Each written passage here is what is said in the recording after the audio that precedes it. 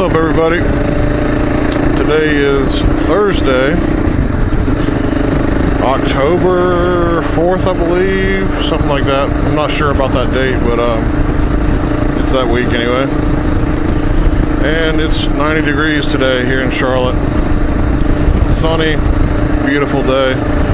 No rain on the watch, so we should be good for another day riding the bike.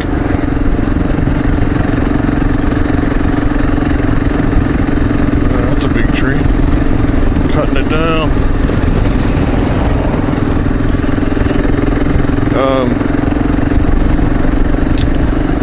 So what are we going to talk about today during our commute on the KLR?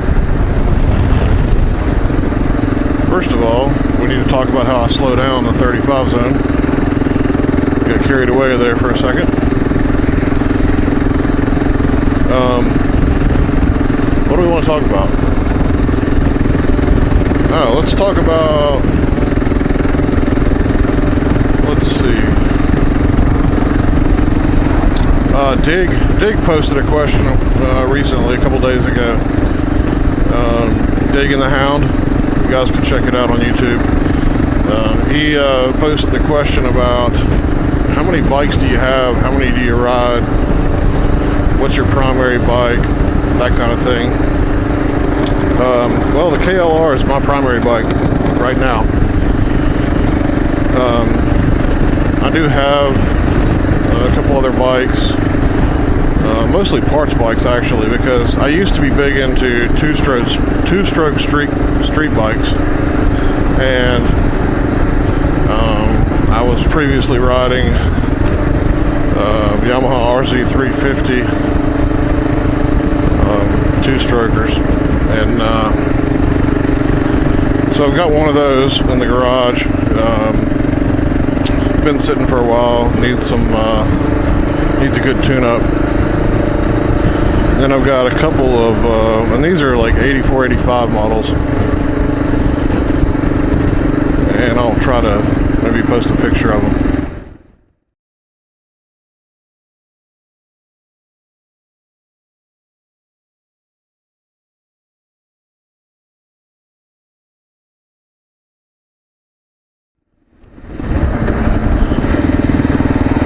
But I've got a couple of parts bikes for those also. They don't really count as a bike, but they could run actually.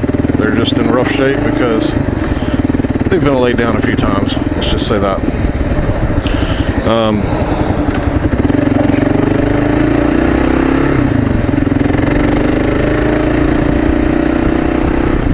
Would I like to have another bike? Sure. I'd like to have something else, maybe a cruiser style. I don't know. But right now, I got one bike. It suits my needs. Gets me to work and back cheaply. I like the KLR because it's a dual sport. I can go wherever I need to go. Go off-road if I want to, gravel roads, etc. And that's, if you're gonna have one bike, that's the way to go probably. At least that's the way I would go. And let's see. So what have I had in the past? Shoot, that's a long list, I think. Well, not really a long list. A lot of people have had probably tens of, maybe even 100 bikes, who knows. But, you know, growing up as a kid, I got into bikes. My dad rode a Honda CL100, which I later rode.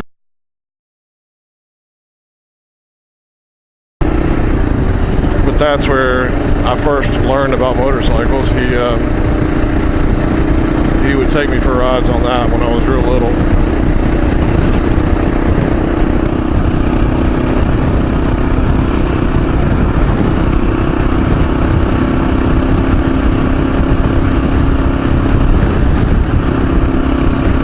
And I would ride like up on the gas tank, basically. We're right in front of the gas tank, holding onto the gas cap.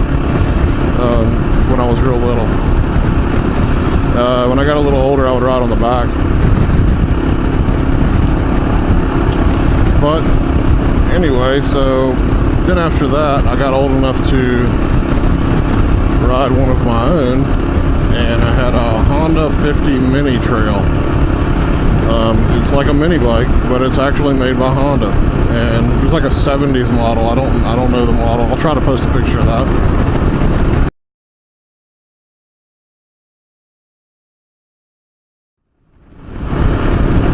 So I love that thing, man. I rode it all over the yard, in the woods, and everywhere. I think I even rode it around the neighborhood.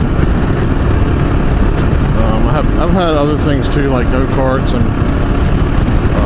three-wheelers, Honda 70 three-wheeler.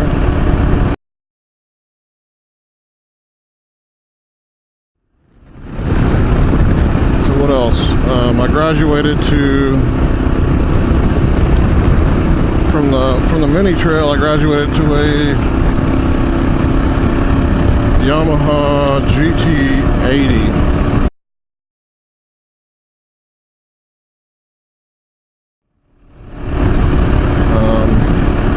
Love that bike, and that was a lot of fun because it was more like a dirt bike. It was bigger than the mini trail and had better suspension. Later I had a Honda 250 XL, so it was street legal, but it was more or less used as a dirt bike for me.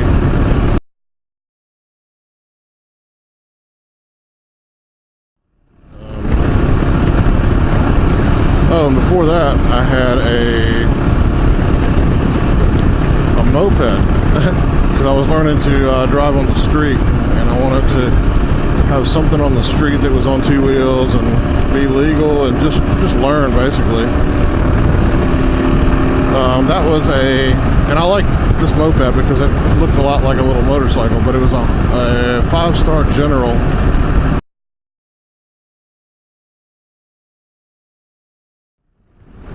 What else? Alright, so street bikes. Moved up to a Kawasaki AR80 two-stroke street bike. And that's where my first love for street bikes actually started.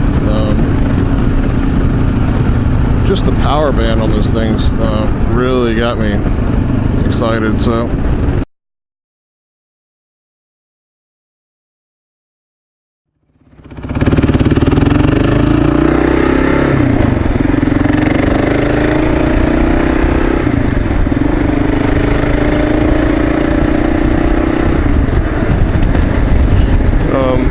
yeah, and I also, around that same time, I was also riding my dad's Honda CL100 on the street. So those were my first street bikes. What else? High school, I had a Honda Nighthawk 450, cruiser style.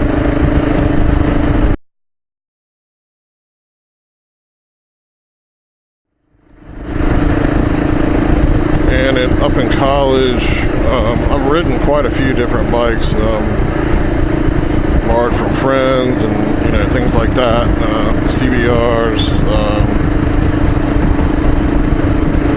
Well, I guess after the Nighthawk, the 450, I jumped back to two-strokes and picked up an 84 RZ350. And I've had several different models of those. The red and white ones, the red and white is what I currently have, although I have changed all the plastics on it to be a yellow and black, so it's got a red frame with yellow and black plastics.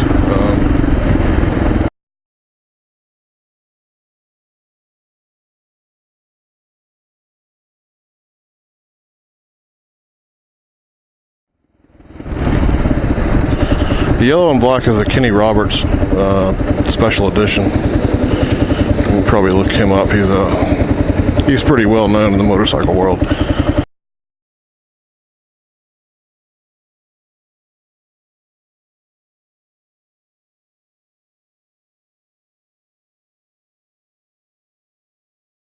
It's 200 miles to Daytona victory, but the real story here in this 42nd Daytona Classic is a changing of the guard.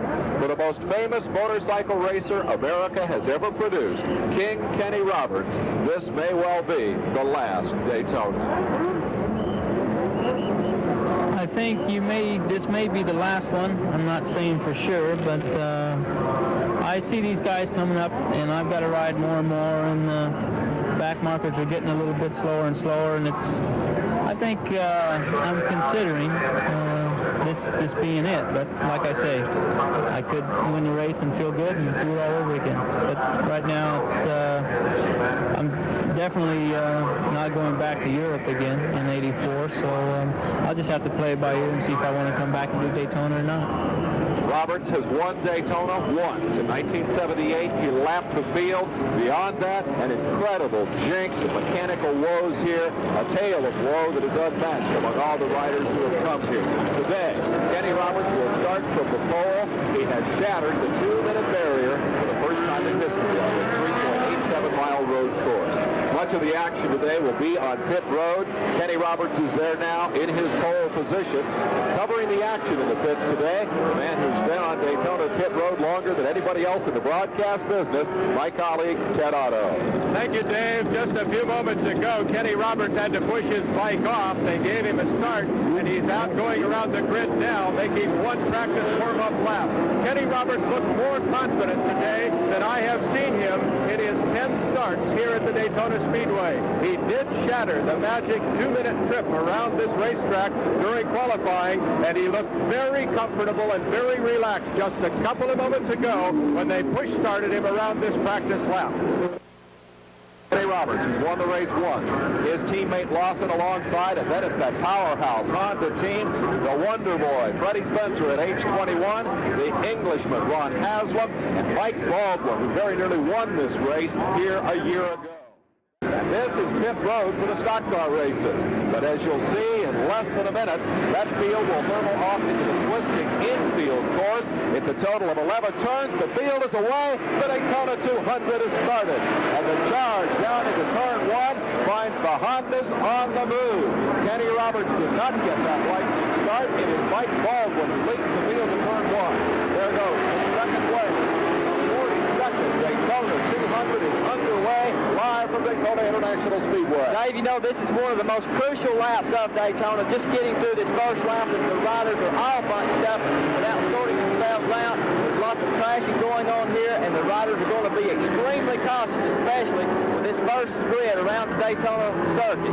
So far, everybody's kept them up on 2 wheels as Mike Baldwin rocketed off to the lead here.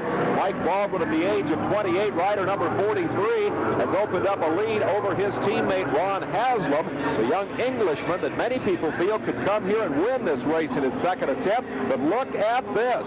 Baldwin breaking from the field. Haslam being chased by Freddie Spencer. The Honda battle for second and third. Then come the Yamahas of Kenny Roberts and Eddie Lawson. The rest of his field screaming out behind. Dale, it's a 200-mile sprint race in a lot of cases here at Daytona. And it looks like Mike Baldwin. But back to you, Dave. Those 2 spots instead have gone to these 2 men, Kenny Roberts and Eddie Lawson. That pit stop should keep Steve Wise in 3rd spot because the 4th place man, Steve Gervais, a couple of laps ago had a little problem on his pit stop, and he has now dropped back to 4th place. The factory Honda of number 43, Mike Baldwin, continues to circulate in 5th position as this tremendous battle continues. The team manager that manages both of these riders, Kenny Roberts and Eddie Lawson, is Kenny Clark, a former racer, a veteran campaigner himself, and he made a prediction before this race that has turned out to be absolutely spot on.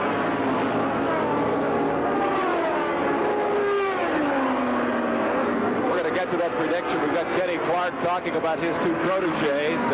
He's been with Kenny Roberts throughout his career, and we're going to go to that in just a moment. Right now, the action is just too good to leave behind. These guys are at it. Let's give a listen to what Kenny Clark had to say about this show. Well, I don't think think that anybody's going to run much harder than Kenny. He normally starts off at a pretty good pace, and I think that this year we've got the machine debugged to the point where it should go the whole distance. Your prediction then is that Kenny Roberts will easily win the 200 this year? I don't think he'll win it easily. I think Kenny and Eddie are going to put on quite a show. How's that for looking into the old crystal ball, Dale Singleton? These guys have put on one of the finest shows in the 42-year history of this race. No kidding. There's never been competition like this far into the race, Dave, that I can ever remember here in the Daytona 200. These two riders are definitely setting the patterns that both of them wish so highly that happens this year in the Grand Prix World competition when they go up against the best in the world in the Grand Prix campaigns throughout Europe on these two yellow and black factory entries. Voice of Dale Singleton, who on 2 occasions came home the winner in this race and who says those are the 2 biggest days of his life. Dale Singleton, who has now retired from this 180-mile-an-hour warfare. But Dale, you're not out of the racing business. What's the story? Well, Unbelievable. If indeed Kenny Roberts has pulled out the stops, it appears that, Eddie Lawson looking back over his shoulder in the chicane. If there's a tire problem, that's where it's going to show up. Lawson appears to be back on the throttle. Dale, any thoughts? Oh, that looked like probably he had some bad experience there with a big slide or something, one of those big hair-raising where the thing breaks loose and alerts the rider immediately. We'll have to wait and see if there's a story that develops around that, but definitely Lawson was off the gas momentarily, looking down at the rear wheel. You can't get off the gas very long here because, as Singleton pointed out a couple of minutes ago, you cover the length of a football field every second, and Eddie Lawson indeed does have a problem. He's in the pits. Let's go to Ted Otto. Eddie Lawson came in pointing to the back tire, and indeed they put it up on the tire jack, and they are going to work. We talked to the Yamaha people earlier, and they have also perfected a quick change rear end. Honda has been talking about that for several years, showed it to us last year, but Yamaha has a quick change rear end. They say they can change rear wheels quickly also, even though they have not gone through practice drills. But as you can see, the rear wheel is already off. The new one is back on. Eddie Lawson is standing in here ready to go, and very quickly the rear wheel is back on this Yamaha machine, and in just a few moments Eddie Lawson will be pushing off to go back out to do battle. I see dejection in the eyes of Eddie Lawson. Dale Singleton, and he knows that a wonderful opportunity has slipped away from him here. Well, Dave, you know, he's pulled out an incredible lead, some minute and 23 seconds over the third place rider. If they hurry, it's a possibility they can get Eddie back on the track and put him back in contention for this runner-up position here at Daytona. The first 2 riders, Kenny Roberts and Eddie Lawson, were a minute and 23 seconds ahead of third place Steve Gervais when that man, Lawson, came in to change a rear tire. The bike is now back at speed and will return to the racetrack, but he has given up his hopes of victory, and he has left Kenny Roberts out front for the moment all by himself. Correct? With just 7 of 52 laps remaining, King Kenny Roberts, the most famous motorcycle racer in American history, the most jinxed motorcycle racer in Daytona history, is capping his final appearance in this great race with a monumental performance. He has opened up a 1 minute and 20-second advantage over his teammate Eddie Lawson. That is, in essence, the length of the pit stop that it took to change a tire on Lawson's motorcycle. That tire went flat and put him in the pits for a minute and 20 after they had battled handlebar to handlebar at 180 miles an hour for the lead. Now it's King Kenny out front by himself. That's right, Dave. He's opened up such a margin here, a comfortable margin that I think Kenny, through my observance of him, through the infield, working the rough corners, getting out onto the banking, both out of the chicane and out of the infield. Kenny has slowed up a bit. He's moderated his pace down, and he's just looking for that consistent finish, being conservative on that bike to be sure he finishes this race. Normally you would see Roberts drag his knee through that corner. There you saw the knee 3 or 4 inches off the ground, and our scorers and timers confirmed that Roberts has indeed backed the pace down now. He turned the 46th lap of this race at 2 minutes 8.4 seconds. Remember that he qualified almost 9 seconds faster than that. He shattered the 2-minute barrier on the 3.87-mile Daytona motorcycle road course. No man in history has has ever been around here faster. Kenny Roberts, who started the race on the pole, appears, if he can hold it in one piece, to finish in first spot.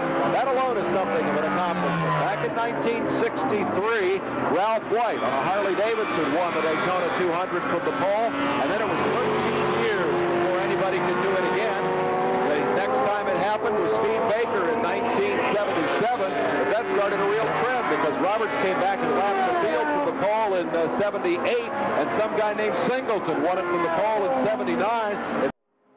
Kenny Roberts has sat on the pole 8 times, and Kenny Roberts says that the nature of the Daytona 200 has begun to change just a little bit. Yeah, the bikes are getting so good, so dependable, that I think that my bike is capable of doing this race flat out, just like a GP, 200 miles. Whether I can do it, I don't know. And it's a lot of things happen in this race, like bikes falling down, oil. So I'll tell you, last year it would have been a 200-mile sprint race had we not had the problems that we had. They're ready. The bikes are ready. It's just setting for a rider that wants to do a sprint race for 200 miles. I don't think I want to do that this year. I want to be a little bit on the safe side. I want to save myself to the end of the race, and that's the way I'm going to play it. I don't care win or lose. That's what's going to happen.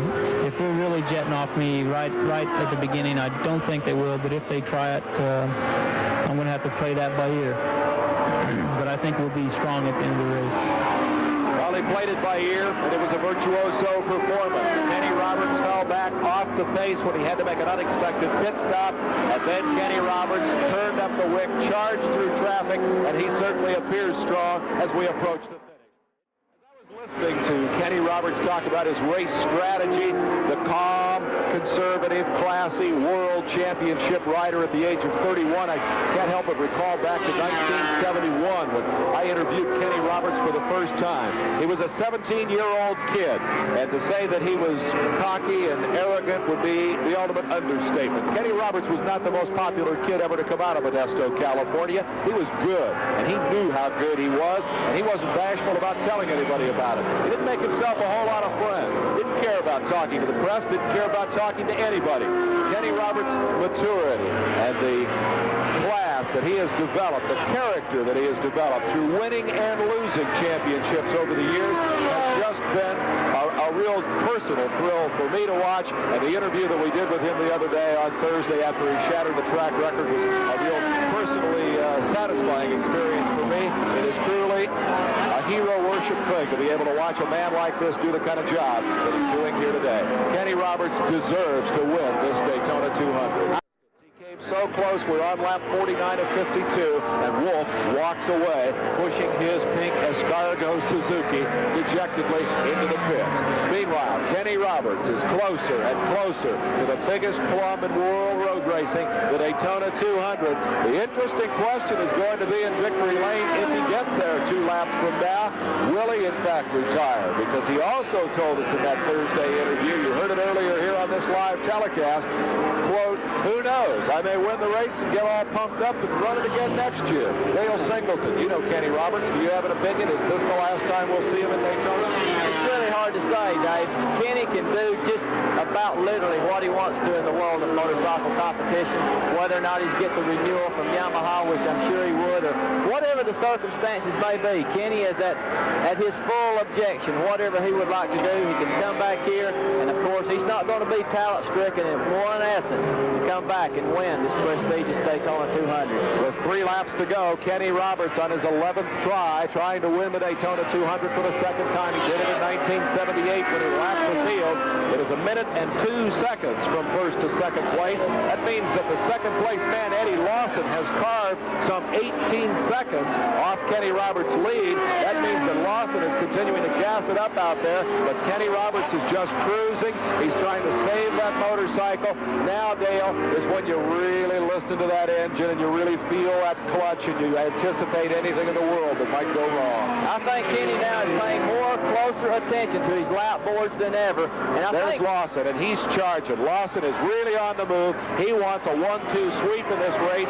He wants a personal achievement at Daytona. He won't catch Kenny Roberts, but he wants to be there if Roberts breaks. You know, the important thing, I think, what Eddie's got on his mind, as far as the statistics are concerned, how many seconds back he finishes on Kenny is something that carries a lot of great importance for Eddie, being the young superstar he is, especially coupled with this great world champion rider, Kenny Roberts, as they enter the 1983 World Grand Prix Championship chase together.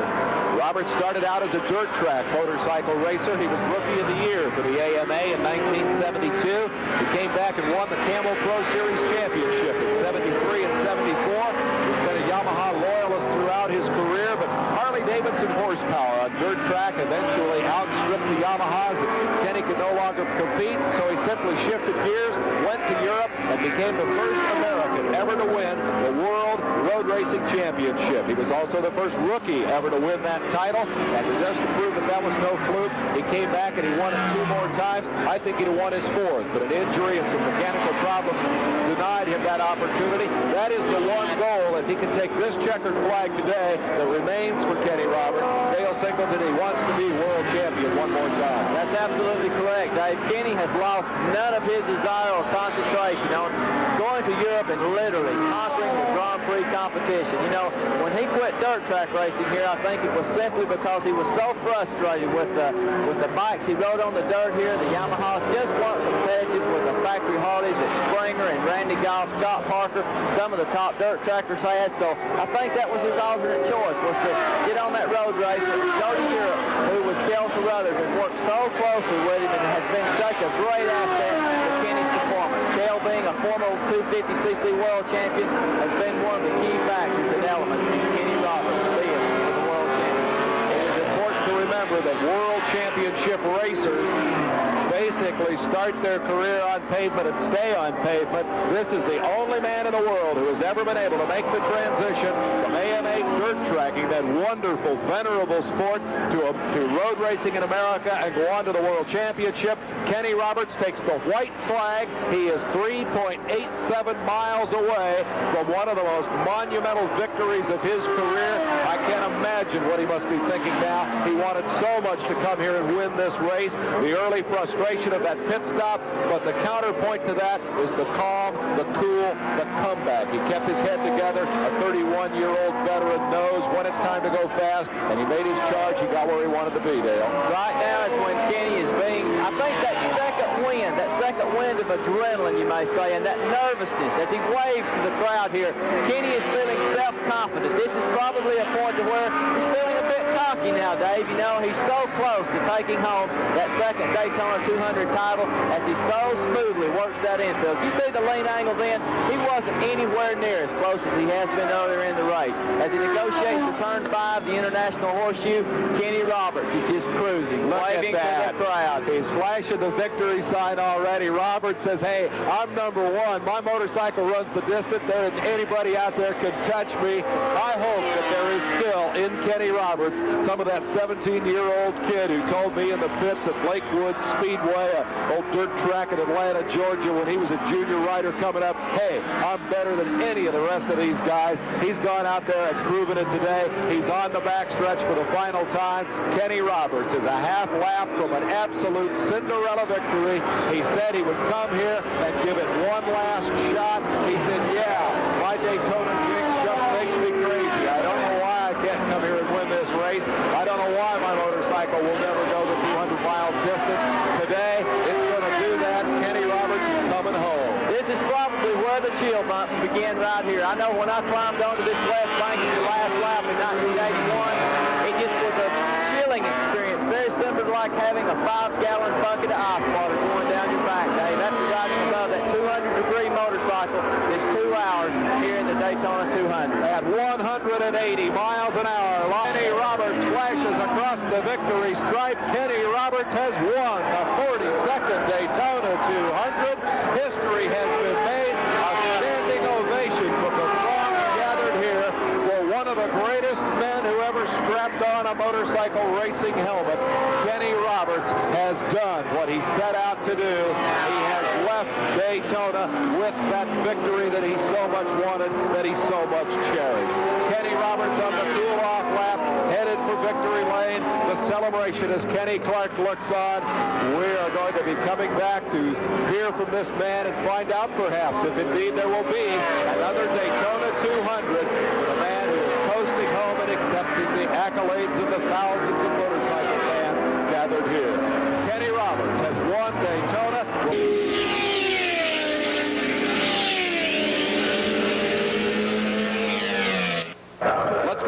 Let's go down to victory lane now. Ted Otto is with the 1983 Daytona 200 champion.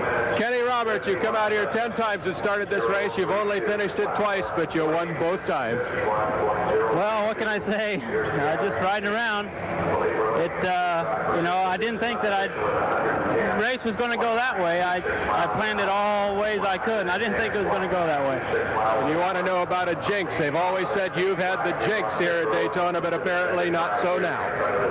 Well, I never thought it was a jinx myself. I just think that, you know, you ride hard and things happen. I guess Eddie got a puncture in one of the tires, and that's all it took. A couple of times, Lawson and you were side by side, even past you a couple of trips. Oh, yeah. It was going to be a race to the start-finish line, the way I saw it at that time, and Eddie got the puncture.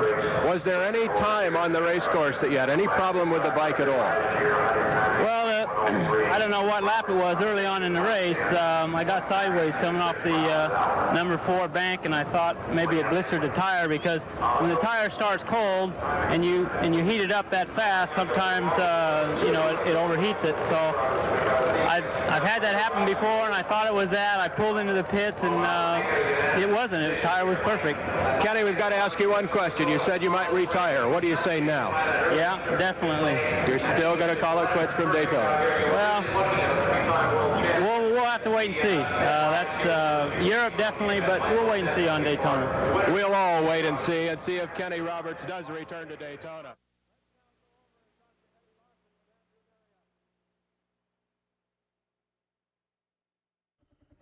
But yeah, so a lot of different things I've ridden, and now I'm on a KLR, and I love the KLR, so I'm gonna stick with it a little while, maybe keep it forever, because it's looking like you're not gonna be able to get them for very long. So I've got a 2015, I think 2018 maybe the last year. We'll see. And really, it's a cheap adventure bike if that's the way you want to go, and because it's carbureted and, you know, no computer systems. It's reliable because it's not, you know, there's not a lot of electrical that the motor depends on to run. The bike is very mechanical and very reliable, and has been for years, so I like it for that. It's got its downsides, but for an adventure bike, it is a great entry level and a great, you know, great long-term motorcycle to own. Some of the good things about it is it's lightweight, goes off-road easily.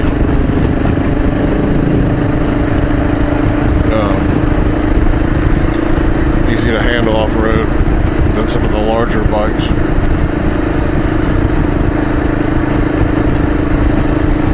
I'm a pretty big guy, so it's easy to handle for me anyway, weight-wise and height-wise.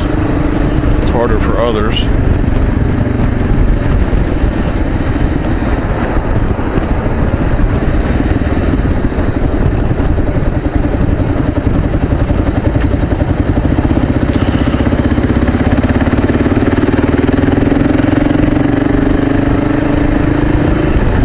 Missed the light. No fun, no fun.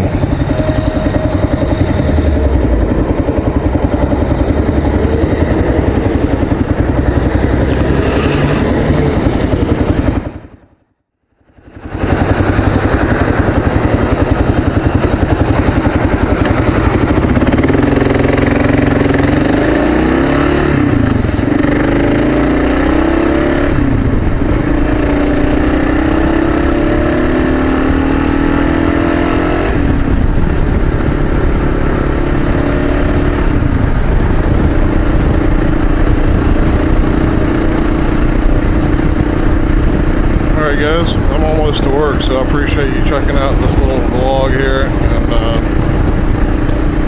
hope you guys are having a great week also. Hope the weather's good where you are. Take it easy. Catch you later.